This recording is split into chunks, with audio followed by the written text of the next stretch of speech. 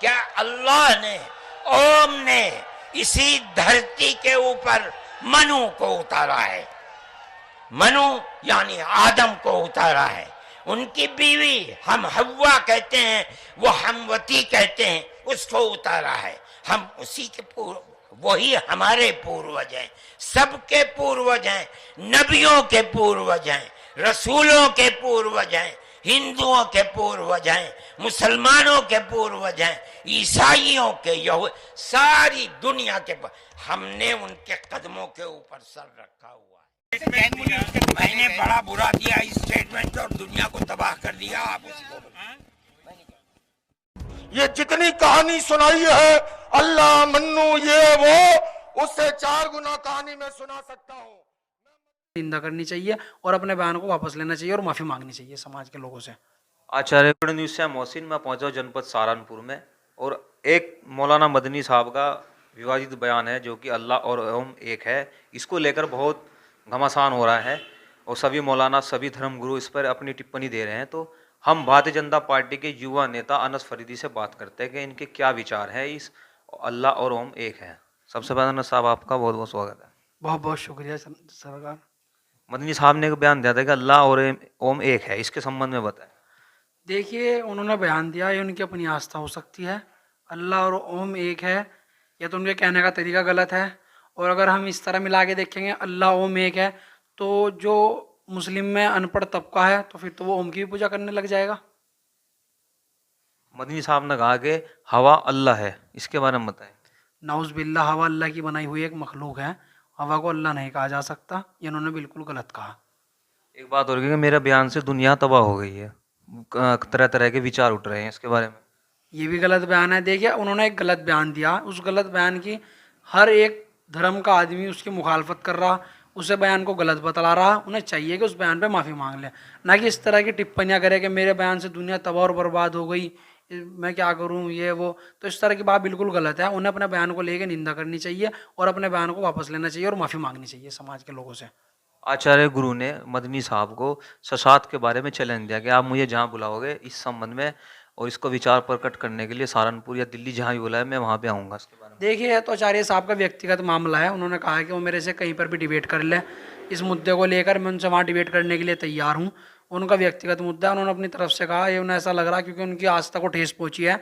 क्योंकि देखिए, अगर आपने एक स्टेज बनाया हिंदू मुस्लिम एकता के नाम पर, एक आप सम्मेलन करने जा रहे हैं, तो आप वहाँ पर हिंदू मुस्लिम एकता की बात करोगे। आप वहाँ पे मुसलमानों को ही केवल लेके बात कर रहे हैं, तो फिर जो और दूसरे धर्म गुरु बैठे तो फिर तो उनके आस्था को ठेस पहुँच रही, फिर तो इस चीज़ की मुखालफत करेंगे आपकी। आपने जो कहा कि भाई अल्लाह ओम एक है, पहले आदम अलैहिस्सलाम आए, फिर उसके बाद यह आए वो आए, इस तरह की बात करी, उन्होंने बिल्कुल गलत करी। इस तरह हमारे यहाँ के पूरे देश के लोगों को इस बयान से बिल्कुल ठेस पहुँची। हम इस बयान की पुरजोर मुखालफत करते हैं अपनी तरफ से। क्या मुसलमानों के पूर्वज पहले हिंदू थे? देखिए, वो कुछ बिरादरियाँ हैं जिनके अंदर, जैसे जाट, गुज्जर, राजपूत, इनके अंदर कुछ बिरादरियाँ हैं जिनके पूर्वज हिंदू थे। आचार्य जी ने बताया कि मुझे स्टेज पर घेरा गया था, उसके बारे में बताएं। देखिए, मुझे उसकी कोई जानकारी नहीं है, उन्हें कहाँ घेरा गया कहाँ नहीं। हाँ, ये है कि मैं अपने मोबाइल पर वो बयान देख रहा था, उन्हें रोकने का प्रयास किया गया महमूद मदनी द्वारा कि आप रुक जाओ, क्योंकि अरशद मदनी भी चीफ गेस्ट है, आप भी चीफ गेस्ट हो, आप रुक जाओ और आप भी अपनी बात रख लो। क्योंकि वो अपनी बात कहकर वहाँ से गुस्से में चल पड़े आचार्य साहब। एक टीवी शो में आचार्य साहब को एक पत्रकार ने कहा कि क्या उन पर कोई कानूनी कार्रवाई करेंगे या नहीं, तो उन्होंने कहा कि मैंने उनको मौलाना साहब को, मदनी साहब को माफ़ कर दिया है। देखिए, उन्होंने माफ़ कर दिया, अच्छी बात है। चूँकि देखिए, आचार्य साहब हो या कोई भी हो, मदनी साहब हो, कोई भी हो, हम तो ये चाहते हैं कि हमारे हिंदुस्तान वो गुलदस्ता है जिसके अंदर हिंदू, मुसलमान, सिख, ईसाई सब मिलकर रहना चाह रहे हैं। अगर हिंदुस्तान के अंदर अगर हिंदू भाई हमारे दिल है तो मुसलमान इस दिल की धड़कन है, तो दोनों मिल के साथ चलेंगे और साथ चलेंगे। हिंदुस्तान को दुनिया का सबसे पावरफुल मुल्क बनाने के लिए हिंदू भी मेहनत करेगा, मुसलमान भी मेहनत करेगा, सिख भी मेहनत करेगा, हमारा ईसाई भाई भी मेहनत करेगा, जब जाके हिंदुस्तान सबसे पावरफुल मुल्क बनेगा। दिल्ली में जो सद्भावना सम्मेलन था, इसको मौलाना साहब और इनके बाद बयान के बाद बहुत ही जल्दी स्थगित कर दिया था, इसके बारे में बताएं। चूँकि इसकी मुझे जानकारी नहीं है उन्होंने स्थगित हुआ या क्या हुआ।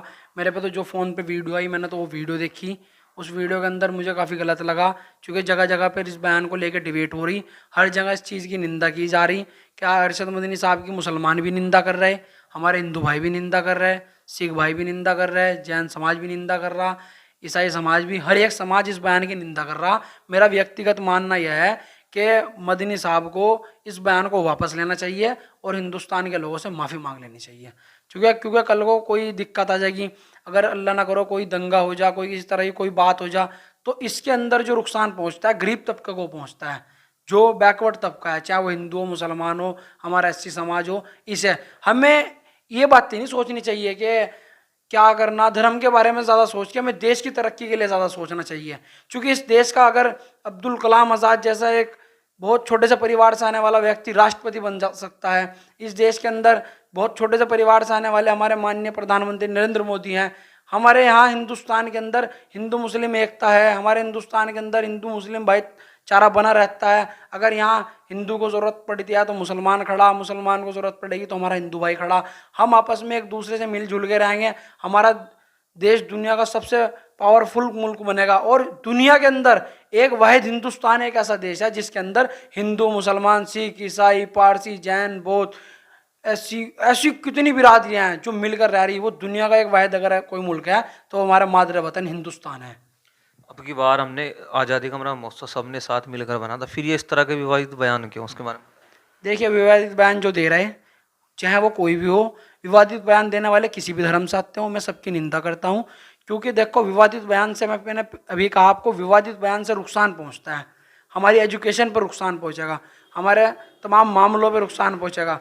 क्योंकि हमने जब से बड़े हुए हमने यही सुना, हिंदू, मुस्लिम, सिख, ईसाई आपस में भाई भाई। मेरी सबसे, मैं फिर कहूँगा, यही अपील है कि देश को तोड़ने की बात ना करें, देश को जोड़ने की बात करें और देश को दुनिया का सबसे पावरफुल मुल्क बना दो। और इंशाअल्लाह वो दिन दूर नहीं है कि हिंदुस्तान, हमारा मादर वतन, के दुनिया का सबसे पावरफुल मुल्क बनेगा और पूरी दुनिया के ऊपर राज करेगा। तो ये थे हमारे अनस फरीदी, भारतीय जनता पार्टी के युवा नेता। उन्होंने अपने विचार व्यक्त किए और बहुत अच्छे विचार अपने प्रकट किए। आज के लिए बस इतना ही। स्काई टुडे न्यूज़ से मोहसिन, कैमरामैन।